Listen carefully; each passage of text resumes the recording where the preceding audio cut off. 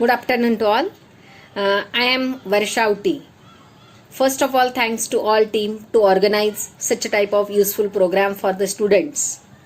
Today's session is related to chemistry, and in this session today we will discuss about the weightage of chapters, board paper pattern, and important topics comes under each topic.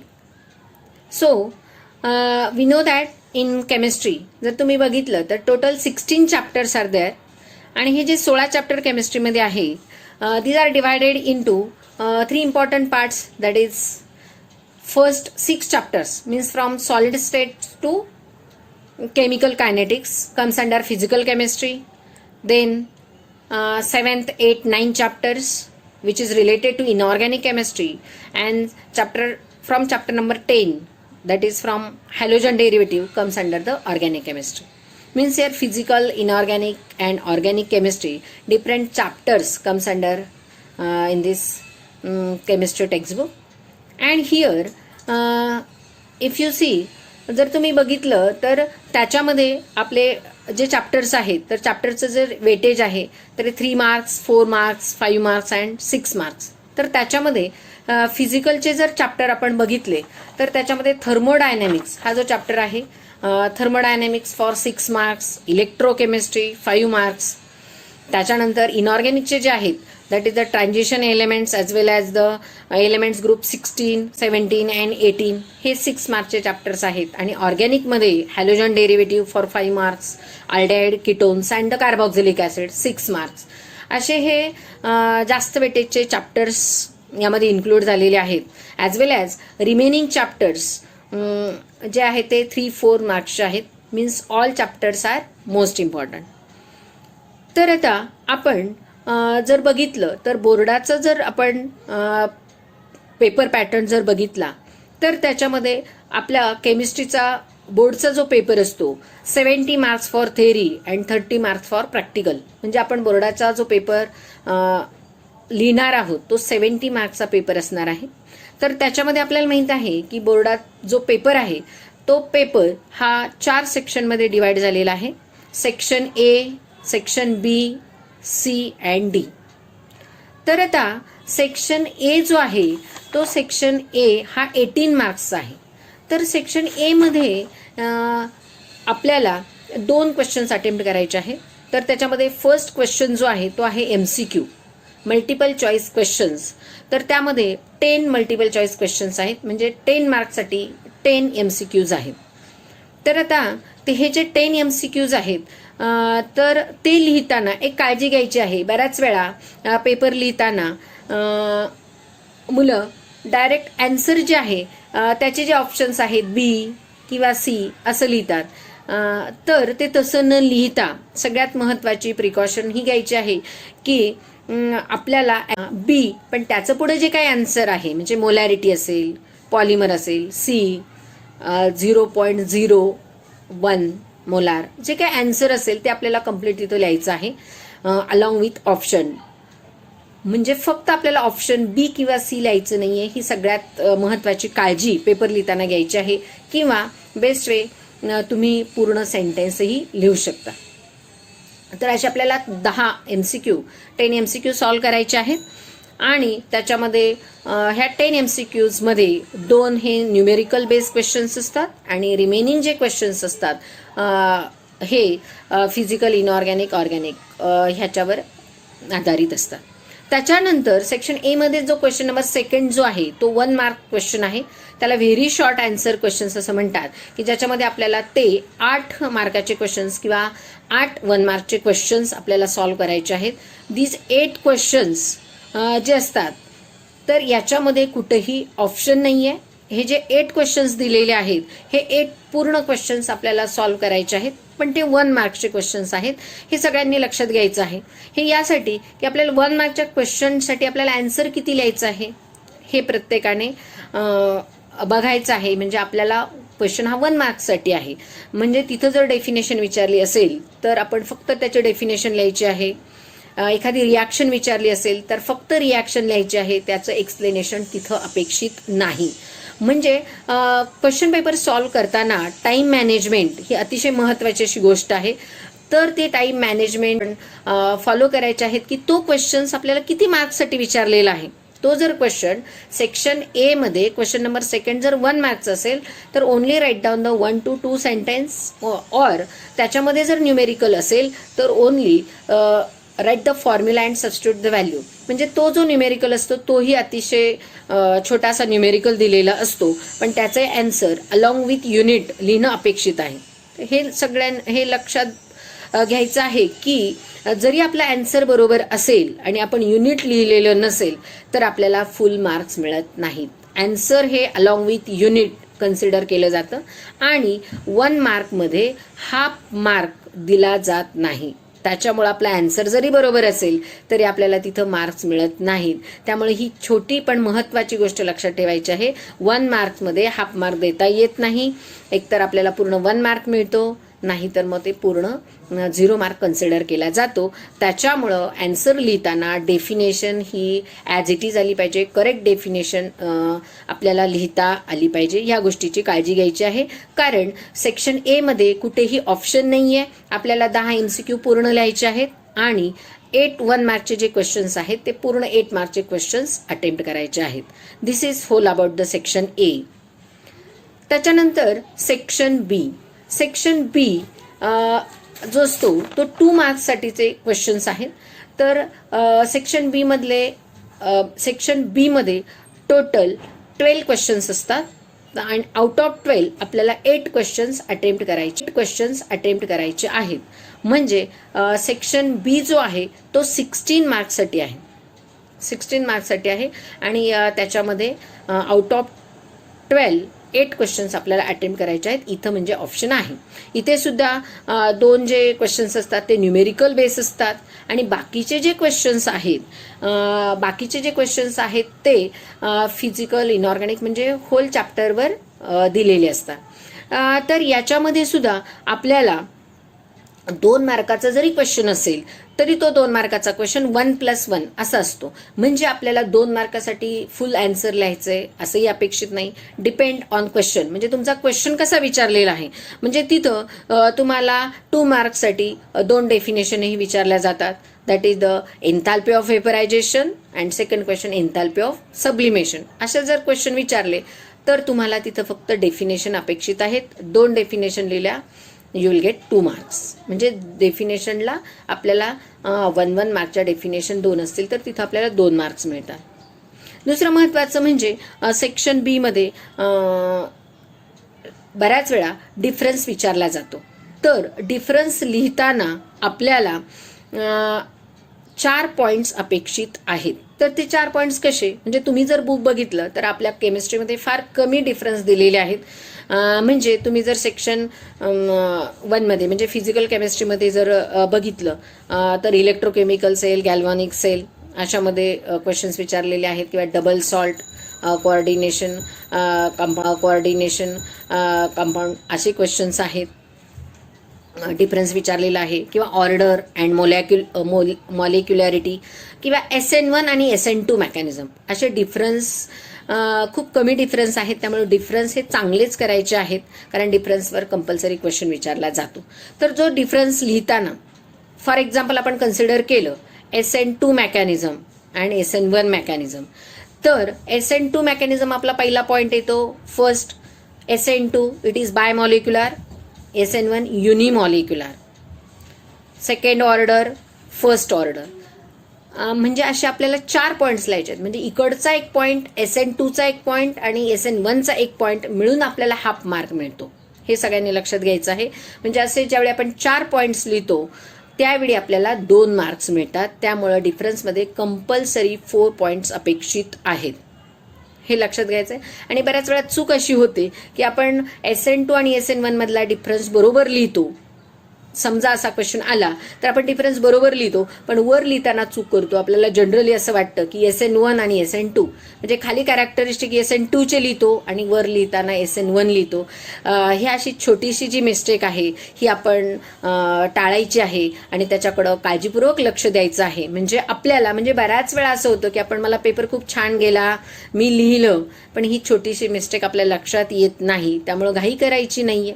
सगळ्यात महत्त्वाचं की paper मिळाल्याबरोबर आपल्याला जे 10 मिनिटं गव्हर्नमेंटने दिलेले आहे त्याचा चांगला उपयोग करायचा आहे. पेपरच्या आधी जो 10 मिनिटं आपल्याला पेपर मिळतो त्यावेळी तो अतिशय काळजीपूर्वक वाचायचा आहे, 2दा वाचायचा आहे. शांत चित्तेने ज्यावेळी आपण वाचतो त्यावेळी आपल्या लक्षात येते की मला येतंय, यातल्या काही पॉईंट्स मला येतात, आणि ज्यावेळी आपण विचार करून पेपर लिहितो त्यावेळी आपल्याला पूर्ण पेपर सहज लिहिता येतो. अवघड असं काही नसतं.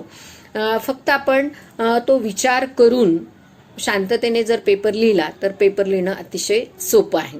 तर डिफरन्स लिहिताना तेवढी काळजी घ्यायची आहे. वर आपण काय लिहिलेलं आहे ते बघूनच आपण एनी 4 पॉईंट्स लिहायचे आहेत.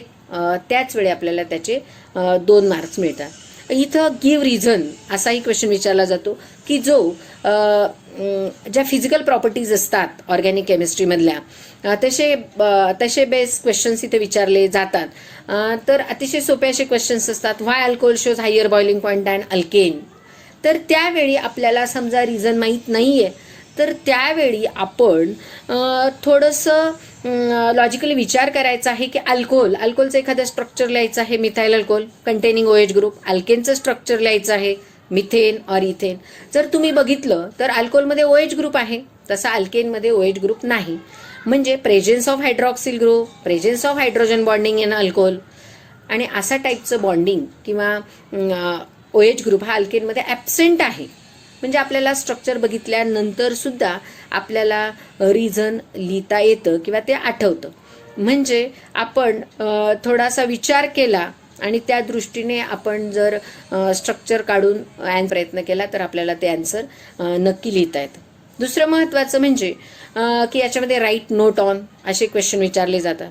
ज्यावेळी नेहमी लक्षात ठेवा राईट नोट ऑन असा क्वेश्चन विचारला जातो त्यावेळी आपल्याला लिहिताना ती रिॲक्शन, फॉर एक्झाम्पल असा क्वेश्चन विचारलेला आहे write note on Reimer Tiemann reaction. असा क्वेश्चन ज्यावेळी विचारला जातो त्यावेळी नुसती रिॲक्शन अपेक्षित नाहीये तर रिॲक्शन बरोबर त्याचं एक्सप्लेनेशन सुद्धा अपेक्षित आहे. तर आता बऱ्याच वेळा आपल्याला असं वाटतं की एक्सप्लेनेशन लिहिताना काय लिहायचंय. तर तुम्ही जर बुकमध्ये बघितलं किंवा तुम्ही अभ्यास करताना तुमच्या लक्षात येईल की जशी आपण रिॲक्शन लिहितो किंवा रिॲक्शनमध्ये जो कॅटलिस्ट आहे, इंटरमिडिएट आहे किंवा प्रोडक्ट आहे तसंच्या तसं एक्सप्लेनेशन आपल्याला खाली लिहायचं असतं. म्हणजे त्याच्यासाठी वेगळं असं काही पाठांतर करायचं नाहीये. फक्त एक गोष्ट लक्षात ठेवायची आहे, रिॲक्शन तयार करताना किंवा ऑर्गॅनिक केमिस्ट्रीचा अभ्यास करताना आपण ती रिॲक्शन लिहून बघितली पाहिजे. नुसती वाचून आपल्याला रिॲक्शन लिहिता येत नाही. म्हणून रिॲक्शनचा अभ्यास करताना कंपल्सरी रिॲक्शन लिहायची आहे आणि मग त्याच्यावरून आपल्याला सहज त्याचं एक्सप्लेनेशन लिहिता येतं. आणि राईट नोटमध्ये जर 2 मार्कचा क्वेश्चन असेल तर त्याच्यासाठी रिॲक्शनसाठी 1 मार्क आणि एक्सप्लेनेशनसाठी 1 मार्क असतो, तो आपल्याला सहज मिळतो. म्हणजे 2 मार्काचा क्वेश्चन लिहिताना आपल्याला क्वेश्चन काय विचारलेलं आहे त्याकडे लक्ष द्यायचं आहे. म्हणजे फॉर एक्झाम्पल आपल्याला विचारलं ॲप्लिकेशन ऑफ कोऑर्डिनेशन कंपाऊंड. तर ॲप्लिकेशन ऑफ कोऑर्डिनेशन कंपाऊंड असा जर क्वेश्चन तर त्याच्यावर जरा फोकस करायचा आहे, कारण आतापर्यंत कोऑर्डिनेशन कंपाऊंडवर क्वेश्चन ॲप्लिकेशनवर विचारलेला नाहीये. तर विचारलंय ॲप्लिकेशन, तर आपल्याला जर तो 2 मार्काला विचारलाय तर तिथं 2 मार्काला जर तो क्वेश्चन विचारलाय तर त्याच्यामध्ये 4 पॉईंट्स लिहिणं किंवा 4 ॲप्लिकेशन लिहिणं अपेक्षित आहे. जर युजेस विचारलेत आणि युजेस जर 1 मार्कला विचारले तर तिथं 2 युजेस लिहिणं अपेक्षित आहे. म्हणजे क्वेश्चन किती मार्क्सला विचारलेला आहे त्याच्यानुसार आपलं आन्सर अपेक्षित असतं आणि तेवढंच ते लिहायचं असतं. म्हणून केमिस्ट्रीमध्ये जास्त न लिहिता जर आपण कन्सेप्च्युअल स्टडी असेल, आपल्या कन्सेप्ट क्लिअर असतील आणि आपलं प्रेझेंटेशन पेपरचं प्रॉपर असेल तर आपल्याला चांगले मार्क्स मिळतात. म्हणजे मार्क्स मिळायला काही अडचण येत नाही. त्याच्यानंतर हा झाला सेक्शन बी, की सेक्शन बीमध्ये आउट ऑफ 12 आपल्याला 8 क्वेश्चन अटेम्प्ट करायचे फॉर 2 मार्क्स. ते next section that is the section C. हा जर आपण बघितला सेक्शन सी, तर सेक्शन सी हा 3 मार्कचा क्वेश्चन आहे आणि ह्या 3 मार्क्ससाठी सुद्धा 12 क्वेश्चन्स असतात आणि आउट ऑफ 12 आपल्याला इथं सुद्धा 8 क्वेश्चन्स अटेम्प्ट करायचे असतात. तर याच्यामध्ये आपल्याला वाटतं 3 मार्क्स म्हणजे लॉंग क्वेश्चन आहे, पण असं नाही आहे. तर 3 मार्क्समध्ये सुद्धा 3 मार्क्सचा जो क्वेश्चन असतो तो 3 मार्क्सचा क्वेश्चन सुद्धा 1+1+1 किंवा 2+1 असा डिवाइड झालेला असतो. आता 1+1+1 म्हणजे काय, तर याच्यामध्ये 1 मार्कचे 3 क्वेश्चन्स विचारले जातात किंवा 2 मार्कचा एक क्वेश्चन विचारला जातो आणि त्याच्या जोडीला 1 मार्कचा क्वेश्चन विचारला जातो. फक्त हे लक्षात घ्यायचं आहे, बऱ्याच वेळा लिहिताना मुलांकडून ही चूक होते की आपण क्वेश्चन पूर्ण वाचत नाही. कारण 3 मार्काचा जो क्वेश्चन असतो तो एकाच चॅप्टरवर 3 मार्काचा क्वेश्चन असा कधी विचारला जात नाही.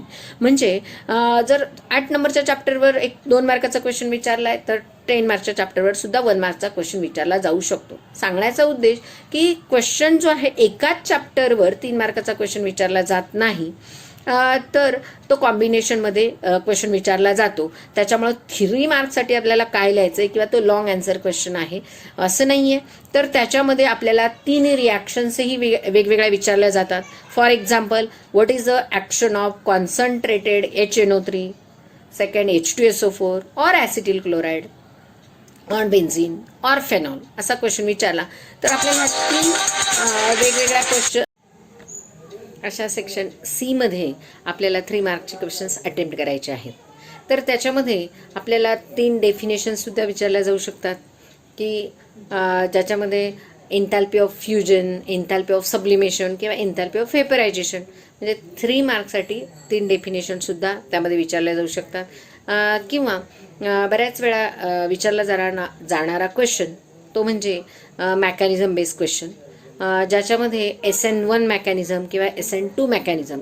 तर बऱ्याच वेळा क्वेश्चन असा write note on SN1 mechanism और write note on SN2 mechanism इतका सरळ क्वेश्चन विचारला जात नाही. म्हणजे तो विचारला जातो पण बऱ्याच वेळा तो विचारताना write the mechanism of tertiary butyl bromide और preparation of tertiary butyl alcohol from tertiary butyl bromide असा क्वेश्चन विचारला जातो.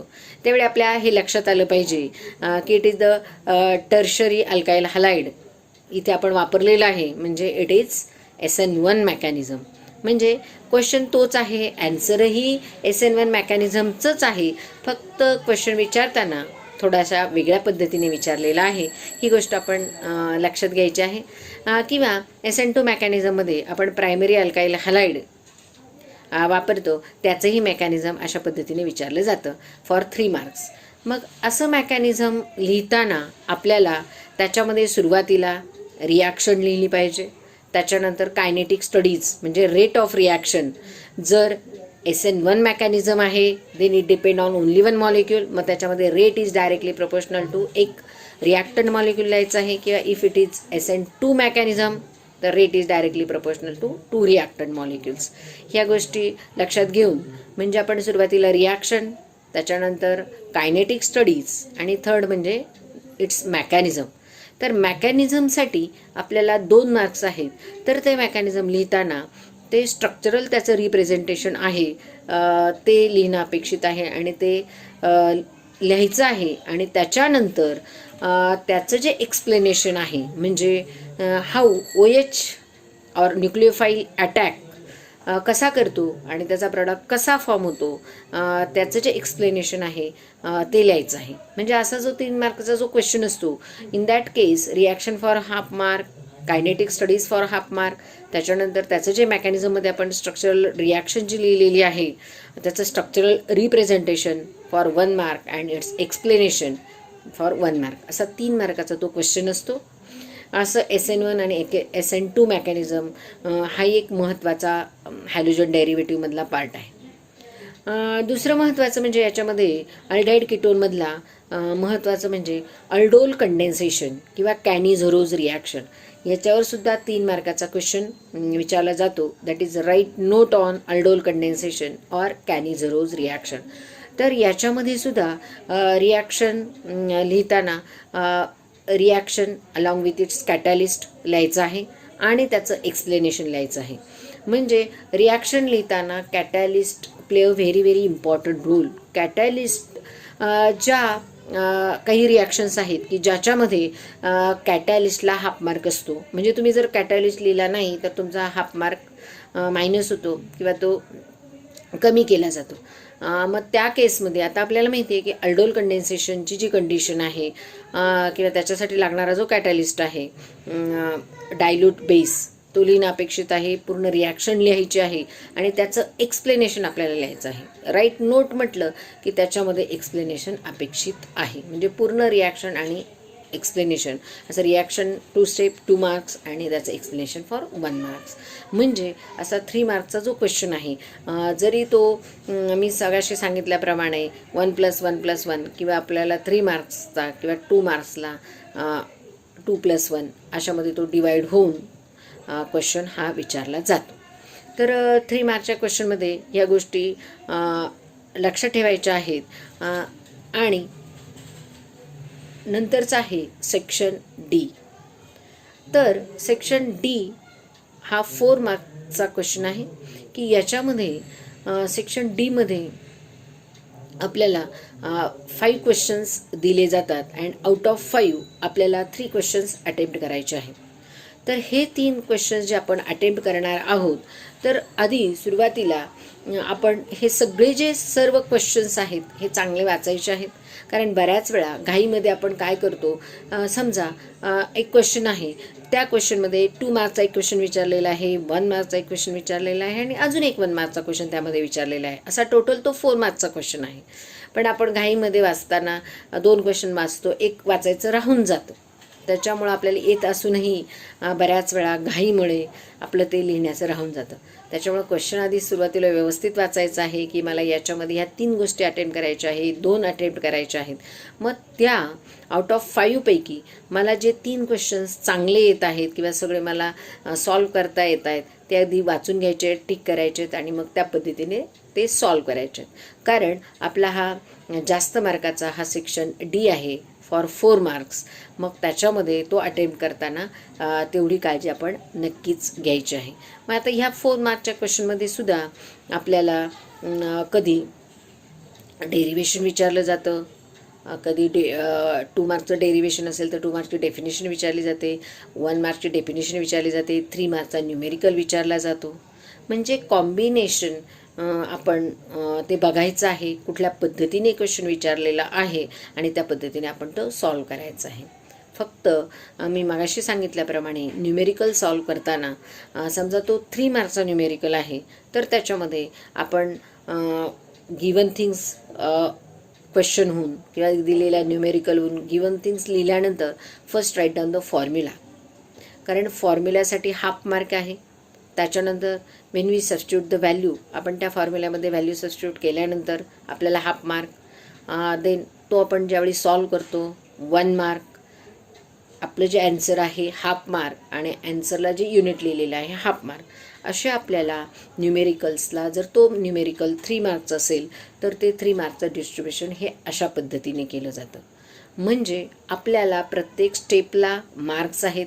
त्याच्यामुळं आपण घाई करून किंवा एखादी स्टेप स्किप करून चालत नाही.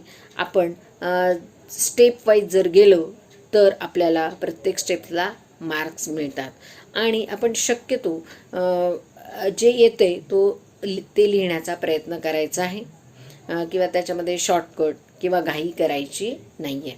म्हणजे अशा पद्धतीने आपण पूर्ण जो पेपर आहे सेक्शन ए, बी, सी आणि डी चांगल्या प्रकारे सॉल्व करू शकतो.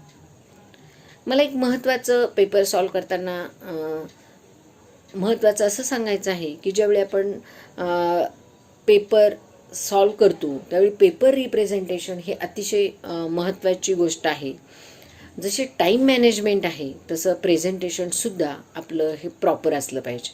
म्हणजे मला सेक्शन ए, त्याच्यानंतर बी आणि नंतर सी आणि डी म्हणजे हे प्रत्येक सेक्शन हे सेपरेट पेजवरच न्यू पेजवरच आपण अटेम्प्ट केले पाहिजेत, सॉल्व केले पाहिजेत. म्हणजे मला सेक्शन बीमध्ये 8 8 क्वेश्चन्स अटेम्प्ट करायचे आहेत. मग त्याच्यामधले मला 6 चांगले येत आहेत, 6 लिहिले आणि 2 मला नंतर आठवले. मग सेक्शन डी नंतर मी परत सेक्शन बी सॉल्व केला. बी नंतर मला डीचे आठवले, डी नंतर परत मला सी आठवला. प्लीज हे आपण टाळायचं आहे. आपल्याला अशा पद्धतीने पेपर सॉल्व करायचा नाही आहे. जर मला सेक्शन बीमध्ये 8 क्वेश्चन्स अटेम्प्ट करायचे आहेत तर मला 6 चांगले सॉल्व करतायत. मग उरलेले जे 2 क्वेश्चन्स आहेत त्याच्यासाठी नंबर टाकायचा आहे, थोडीशी स्पेस सोडायची आहे and then continue for the next page for section C. मग तो सेक्शन सीकडे जायचा आहे. पण आपण पेपर जो आहे लिहिताना बी सी डी असं मिक्स करायचं नाही आहे. कारण चेकिंग करताना सुद्धा जेवढा पेपर प्रॉपर लिहिलेला असतो किंवा सिस्टमॅटिक लिहिलेला असतो त्यावेळी तो एक्झामिनर पण त्या पद्धतीने तो पेपर त्यांनाही चेक करणं सोपं जातं आणि आपल्यालाही मार्क्स मिळवणं चांगलं जातं. म्हणून त्यासाठी पेपर प्रेझेंटेशन ही एक अतिशय महत्त्वाची अशी गोष्ट आहे. त्यामुळं लक्षातच ठेवायचं आहे की मला प्रत्येक सेक्शन हा सेपरेट पेजवर लिहायचा आहे आणि मला तो सिक्वेन्सलीच लिहायचा आहे. ही पेपर सॉल्व करताना सगळ्यात महत्त्वाची लक्षात ठेवण्यासारखी गोष्ट आहे. म्हणजे मी सांगितल्याप्रमाणे की पेपर मिळाल्यानंतर तो व्यवस्थित पहिले 10 मिनटं वाचणं, नंतर तो प्रत्येक सेक्शन हा वेगवेगळ्या पेजवर लिहिणं आणि प्रत्येक क्वेश्चन अटेम्प्ट करताना तो स्टेप वाईज त्याचा ॲन्सर लिहिणं, या गोष्टी जर आपण पाळल्या तर आपल्याला मार्क्स मिळवणं नक्कीच सोपं जातं आणि आपल्याला चांगले मार्क्स मिळतात. आता म्हणजे हा झाला पेपर पॅटर्न. आता मला हे तुम्हाला सांगायचं आहे की आपण वर्षभरामध्ये अभ्यास केलेला आहे. आपल्या काही चॅप्टर्स आता आपली तयारी झाली असतील. पण बऱ्याच वेळा असं होतं की ज्यावेळी आपल्याला क्वेश्चन पेपर समोर येतो त्यावेळी आपल्याला ॲन्सर येत असतं पण आपल्याला त्या क्वेश्चनचं मिनिंग समजत नाही. म्हणजे आपल्याला ॲन्सर माहीत असूनही आपल्याला ह्या क्वेश्चनचं ॲन्सर नेमकं काय लिहायचं आहे किंवा यामध्ये काय अपेक्षित आहे यासाठी यामध्ये थोडीशी जमलिंग होते. याचं कारण असं आहे की क्वेश्चन एक थोड्याशा वेगळ्या पद्धतीने, जसं मी मगाशी सांगितलं की सरळ SN1 मेकॅनिझम असं न विचारता write the mechanism of tertiary butyl bromide असा क्वेश्चन विचारला जातो. मग त्यावेळी आपली थोडंसं आपल्याला आपण विचार करायला वेळ दिला पाहिजे. कारण आपल्याला ॲन्सर येत असतं पण क्वेश्चन थोडासा ट्विस्ट असल्यामुळं आपल्याला त्यामध्ये थोडंसं जमलिंग झाल्यासारखं वाटतं. पण गडबडून न जाता आपण त्याच्यावर विचार करायचा आहे.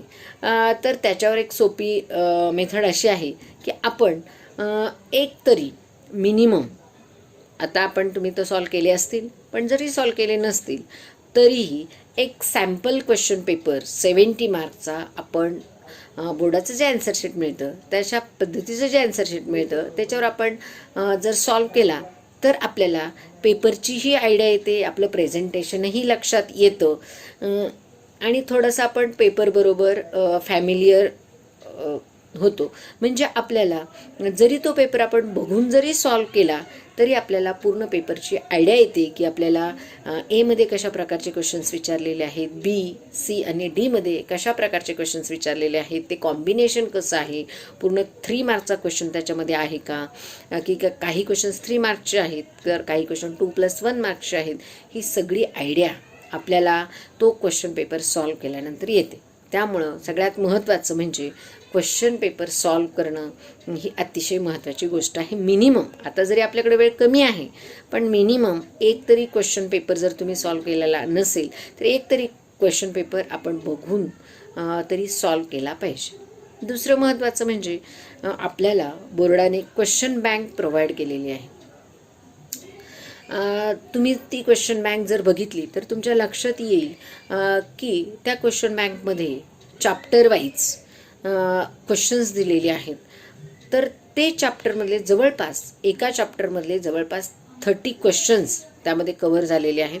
तर ते 30 क्वेश्चन्स 1 मार्क्स, 2 मार्क्स, 3 मार्क्स आणि 4 मार्क्स अशा सगळ्या टाईपचे क्वेश्चन्स त्याच्यामध्ये कव्हर झालेले आहेत आणि त्यावरून आपल्याला की बोर्डाला कशा पद्धतीचा क्वेश्चन विचारला जाऊ शकतो याची आयडिया चांगल्या प्रकारे मिळते. आणि आता त्याचं सोल्युशन पण अवेलेबल आहे, त्याच्यामुळं तुम्ही त्याचाही चांगला उपयोग करू शकता. म्हणजे तो एक चांगला सोर्स आहे की जेणेकरून मला नेमका क्वेश्चन कशा पद्धतीने विचारला जाऊ शकतो आणि मला त्याचं ॲन्सर कसं लिहिणं अपेक्षित आहे याची आयडिया आपल्याला येते. म्हणून आपण क्वेश्चन बँक जी प्रोव्हाइड केलेली आहे त्याच्यावर आपण फोकस करायचा आहे.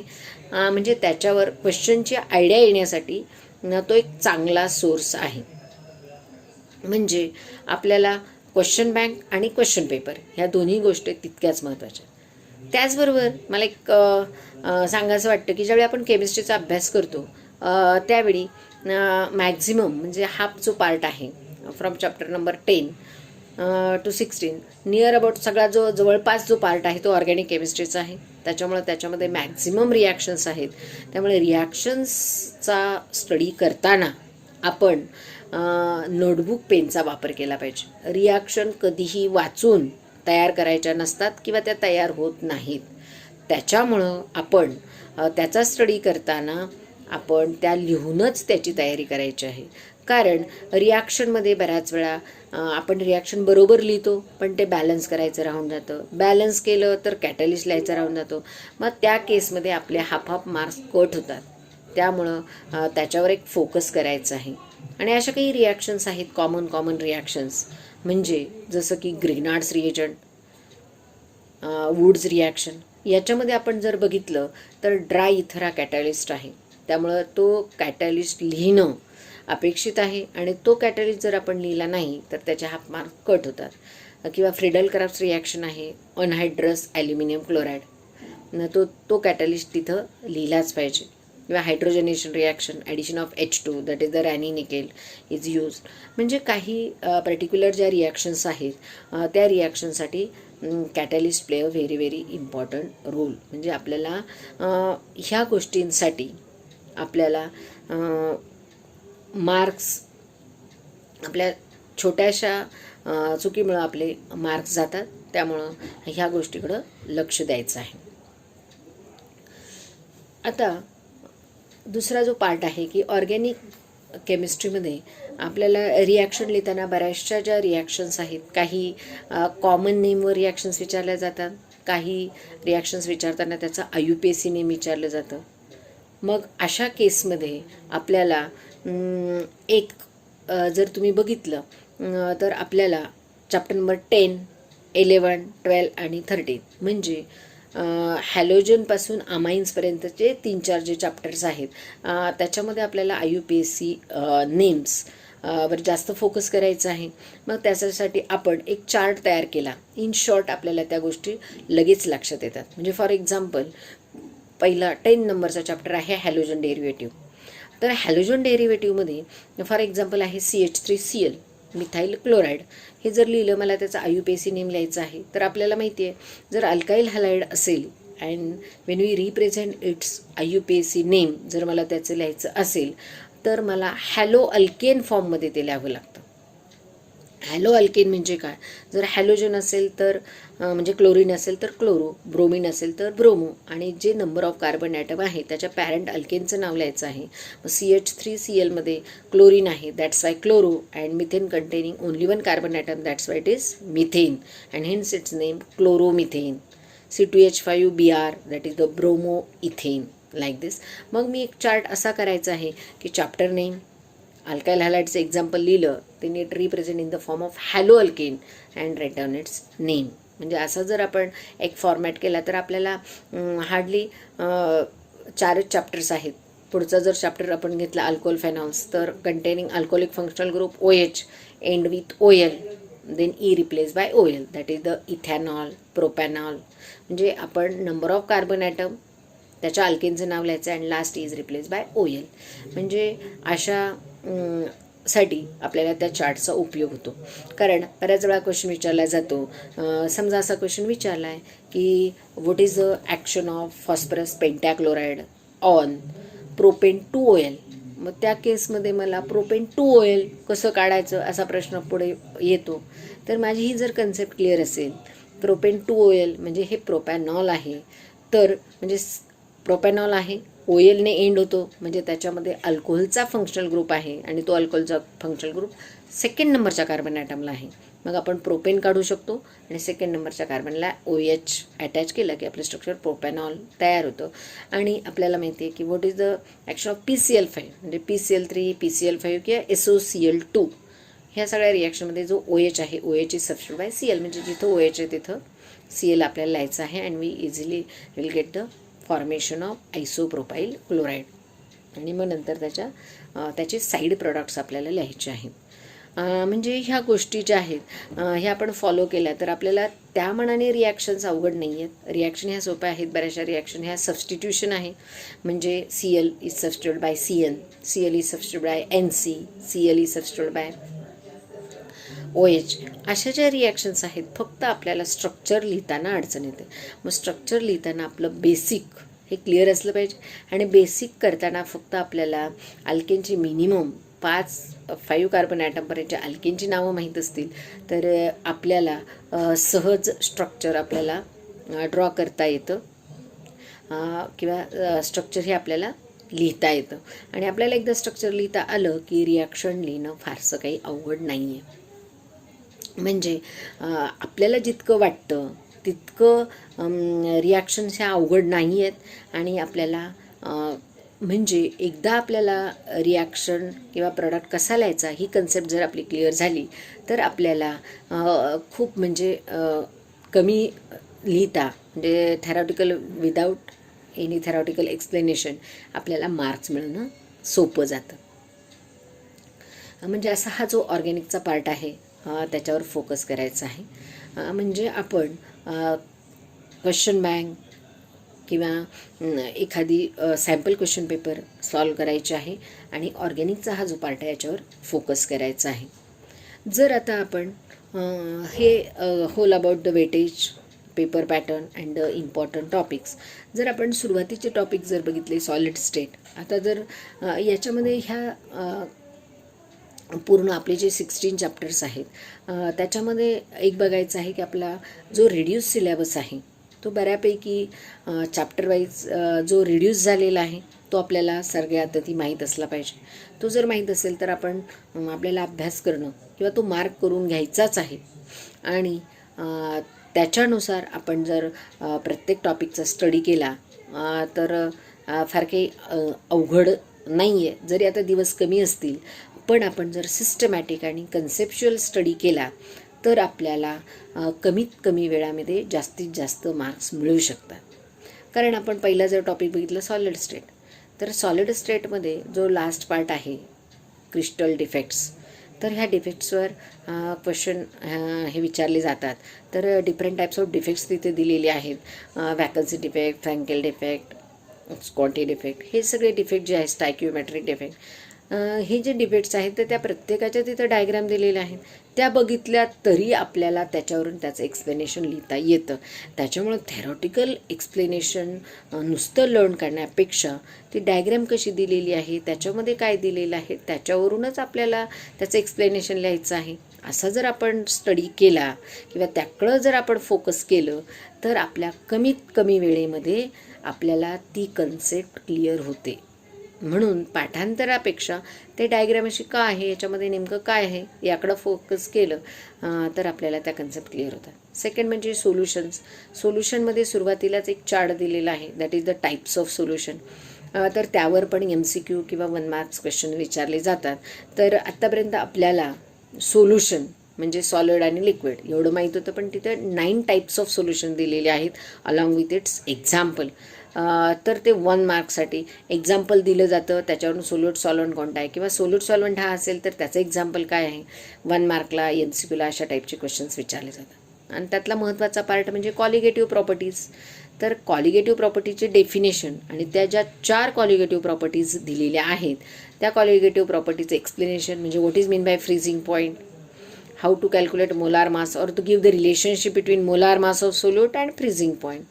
असा जो क्वेश्चन आहे हे प्रत्येक मोलार मास आणि प्रत्येक जी कॉलिगेटिव्ह प्रॉपर्टी त्याचं जे डेरिवेशन दिलेलं आहे ते एक चांगलं करायचं आहे. म्हणजे जरी चारही कॉलिगेटिव्ह प्रॉपर्टीचं मोलार मास आणि ती कॉलिगेटिव्ह प्रॉपर्टी असं रिलेशन दिलेलं आहे. त्याच्यावर चांगलं फोकस करायचं आहे, कारण ते रिलेशन जर विचारलं नाही तर त्यावेळेस न्यूमेरिकल हा विचारला जातो. कारण ह्या चॅप्टरमधला लास्ट जो पार्ट आहे तो रिड्यूस झालेला आहे, त्यामुळं कॉलिगेटिव्ह प्रॉपर्टीवर फोकस चांगलं करायचं आहे. आणि दुसरं ऑस्मॉटिक प्रेशरची जे डायग्रॅम आहे आणि त्याचं एक्सप्लेनेशन किंवा डेफिनेशन दिलेली आहे, तो एक पार्ट सोल्युशनमधला चांगला करायचा आहे. त्याच्यानंतर थर्ड पार्ट जर बघितला तर आयोनिक इक्विलिब्रिया हा ह्या वर्षीच्या सिलेबसमध्ये नव्याने ॲड झालेला चॅप्टर आहे. तर त्याच्यामध्ये आपण जर बघितलं तर ॲसिड बेस असे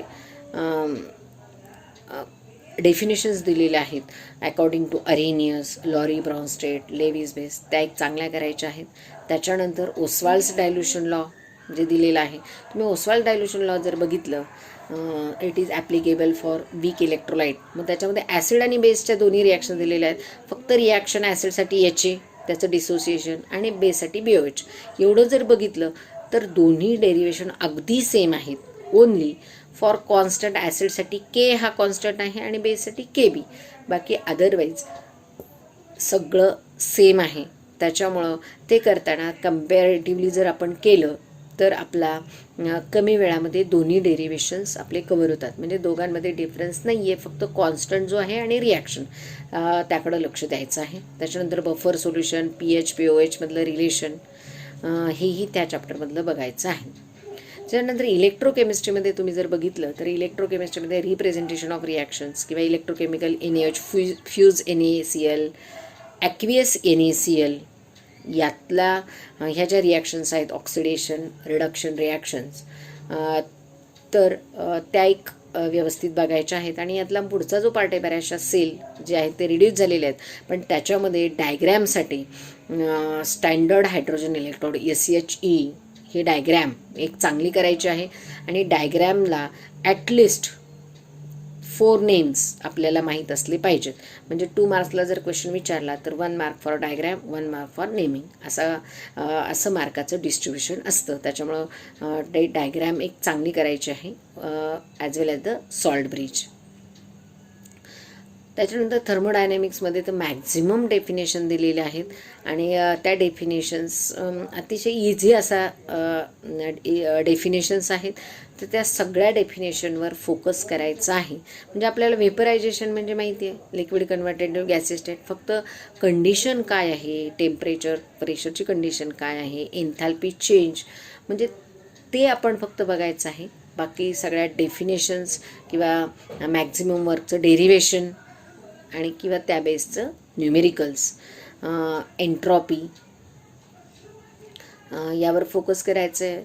त्याच्यानंतर केमिकल कायनेटिक्समध्ये इंटिग्रेटेड रेट लॉ, त्याचं डेरिवेशन नाही विचारलं तर त्या बेस न्यूमेरिकल्स किंवा half life period, order of reaction, order आणि मॉलिक्युलॅरिटीचा डिफरन्स. म्हणजे तुम्ही ह्या गोष्टी जर बघितल्या चॅप्टर वाईज तर आपल्याला ते लिहिणं सोपं जातं. आता तर आपण ऑर्गॅनिक केमिस्ट्री तर बघितलेलं आहे. म्हणजे हे जर फिजिकल केमिस्ट्री आणि इनऑर्गॅनिकमध्ये सगळे पिरियडिक टेबल बेस जे 2 चॅप्टर्स आहेत 16, 17, 18 as well as the transition elements, तर त्याची इलेक्ट्रॉनिक कॉन्फिगरेशन. आपल्याला इलेक्ट्रॉनिक कॉन्फिगरेशन माहीत असेल तर आपल्याला त्याची ऑक्सिडेशन स्टेट लिहिता येते. म्हणजे ऑक्सिडेशन स्टेटसाठी इलेक्ट्रॉनिक कॉन्फिगरेशन म्हणजे दोन्ही क्वेश्चन्स त्याच्यामध्ये कवर होतात. म्हणजे इलेक्ट्रॉनिक कॉन्फिगरेशन पण विचारली जाते एलिमेंटची आणि किंवा त्याची ऑक्सिडेशन स्टेट पण विचारली जाते. त्याच्यामुळं आपल्याला जर इलेक्ट्रॉनिक कॉन्फिगरेशन माहीत असेल तर आपले हे 2 क्वेश्चन्स त्याच्यामध्ये कवर होतात. ॲज वेल ॲज ज्या पिरियडिक प्रॉपर्टीज आहेत किंवा प्रिपरेशन ऑफ H2SO4 आहे, हा जो पार्ट आहे किंवा बोर्ड क्वेश्चनमध्ये जे इम्पॉर्टंट क्वेश्चन्स दिलेले आहेत त्या चॅप्टरशी रिलेटेड त्यावर एकदा फोकस करायचा आहे. कोऑर्डिनेशन कंपाऊंडमध्ये पण application as well as different definitions दिलेले आहेत. लिगॅन्ड टाईप्स, त्याचे एक्झाम्पल्स, सगळ्यात महत्त्वाचं म्हणजे IUPAC names in coordination compound. तर त्याच्यामध्ये IUPAC नेमवरून स्ट्रक्चर ड्रॉ करायला येतं किंवा स्ट्रक्चरल फॉर्म्युल्यावरून आपल्याला IUPAC नेम लिहायला येतं. EAN रूल हेही त्याकडे लक्ष द्यायचं आहे. तर हे सगळं तुमच्या लक्षात येईल जेव्हा तुमच्याकडं टेक्स्टबुक असेल. हे मी मगाशी सांगायचं राहिलं. जर आपल्याकडं टेक्स्टबुक असेल तर टेक्स्टबुकमध्ये बघून म्हणजे आपल्याकडं बघितल्यानंतर लक्षात येतं की यातले कुठले कुठले टॉपिक्स महत्त्वाचे आहेत. त्याच्यानंतर हॅलोजन डेरिव्हेटिव्ह आपण बघितलं आहे, मॅकॅनिझम, अल्कोहोल फेनॉल्स, की ज्याच्यामध्ये फेनॉलच्या 4 प्रिपरेशन्स दिलेल्या आहेत. तर त्या प्रिपरेशनपैकी सगळ्या ज्या प्रिपरेशन्स आहेत त्या महत्त्वाच्याच आहेत. तर त्याकडं एक चांगलं लक्ष द्यायचं आहे. किंवा त्याच्यामधल्या ग्रिग्नार्ड्स रिएजंटच्या ज्या रिॲक्शन्स आहेत, ग्रिग्नार्ड्स रिएजंट हा एक महत्त्वाचा पार्ट आहे. What is mean by Grignard's reagent किंवा ग्रिग्नार्ड्स रिएजंटच्या ज्या रिॲक्शन्स आहेत, preparation of primary alcohol, secondary alcohol किंवा tertiary alcohol from Grignard's reagent असा जर क्वेश्चन विचारला तर त्याच्यासाठी आपल्याला कुठले रिॲक्टंट्स घ्यायचे आहेत, तोही 3 मार्क्ससाठी क्वेश्चन विचारला जाऊ शकतो, 2 मार्क्ससाठी विचारला जाऊ शकतो. त्याच्यामुळं ग्रिग्नार्ड्स रिएजंट हा पार्ट चांगला करायचा आहे. अल्डिहाइडमध्ये अल्डोल, कंडेन्सेशन, कॅनिझरोज रिॲक्शन ह्याही पार्टवर फोकस करायचं आहे.